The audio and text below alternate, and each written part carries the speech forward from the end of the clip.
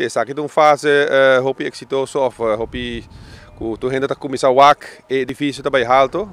Verdade, 2 semanas passadas nós começamos a construção of hero nang aqui nang, dus nang a começar a pôr tudo colom nang taponi kaba colom rondo nang maneira para WAC. A ook nata bezig com biga nang horizontal, sorry, die vloer e die dak. Dus toen is zij lobai basta ali, passando da bezig kraan, tu costa para acaba na Holanda. Toen hij joints dat trabalha na Holanda, dus dat gewoon een kwestie die simplesmente bisa botinho bolsa na outro, também é style de bouwpakket. Dus full construção de hero, lota poni para medio, para fim de otsimang, bota aí full construção de hero poni.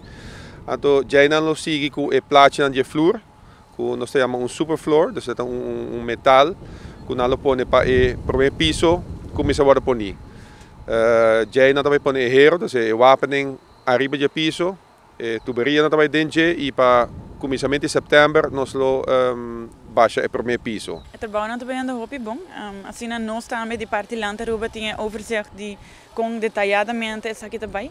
Met in de bisa e diferente partners estão trabalhando hopi bom junto e planning também anda hopi bom na schedule e tem hopi overzicht e importante tá que toda gente se na mesa junto para assim nós por evitar que nós tá fazendo decisão que depois nós temos que cambiar e essa aqui não tem custo com ele.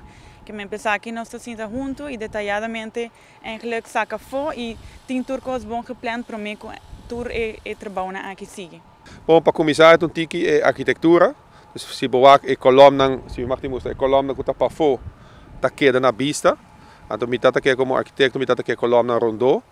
Não tá visível dentro do edifício também. Para contratista é fácil para trabalhar, mas botar aqui também bouwpakket e hopi lihe, bota chega na o primeiro piso e na o dak. Então já acaba não para começar com baixamento de vloer e não para começar a pegar bloco no primeiro piso. Dus é processo que também basta lihe, bota chega na o piso e o dak de mais alto, que não para começar a afwerk mais lihe também.